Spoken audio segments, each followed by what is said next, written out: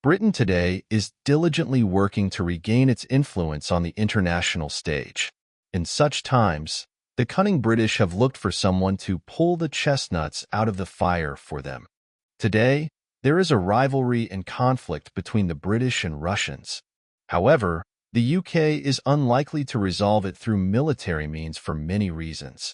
After all, the British are not like the Russians, who have been influenced by Russian propaganda, portraying the country as being surrounded by enemies. As a result, many willingly go to Ukraine to kill and die, offering confused and eclectic explanations that they are defending Russia, Russian people, true values, and so on. It is unimaginable in Britain, unlike in Russia, for a single powerful individual's desire to enter history by restoring their country's greatness to drag the state into war. But Ukraine is a different story. A country that, through various vices and shortcomings of its leadership, was long nudged towards the Russian bear.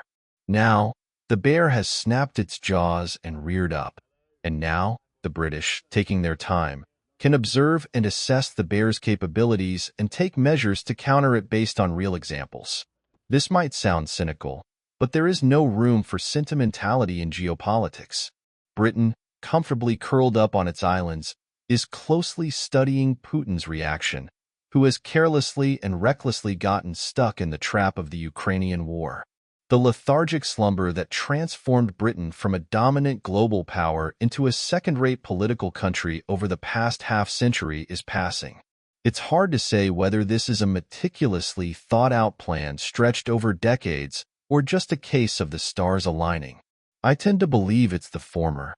This plan to regain political, economic, and military power will not return Britain to the days of Pax Britannica. However, the results of the current transformations might silence the skeptics. If there is indeed a plan, it includes a massive increase in venture investments over the past decade and a maximum development of high-tech industries. Britain is creating the most hospitable conditions for specialists in these fields. At the same time, there is an accumulation of strategic raw materials and resources.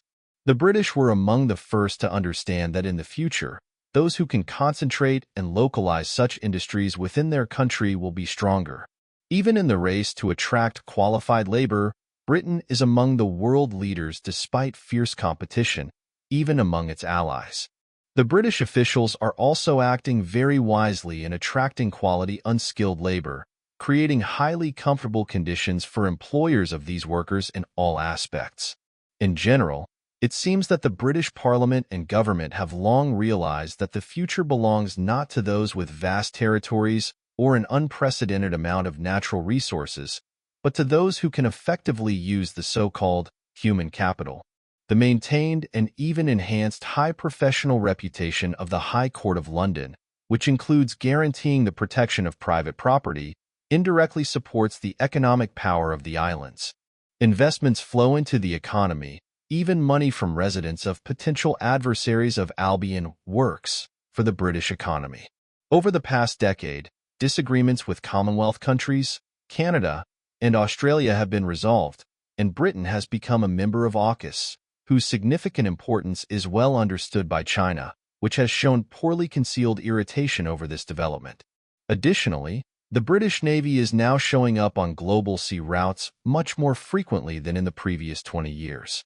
To this, one can add that on important national issues, both houses of the British Parliament are currently displaying unprecedented unity, with minimal infighting and behind-the-scenes struggles, something that has not been seen for a long time.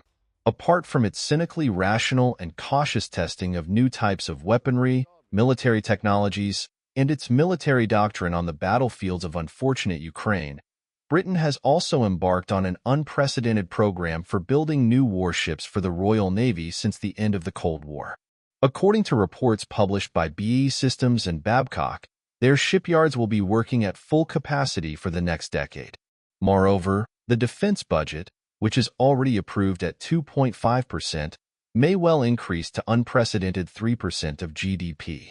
This list of diverse events, plans, and decisions by Britain leads me to believe that soon, the words of the anthem Rule Britannia may again correlate, to some extent, with the current reality in the world.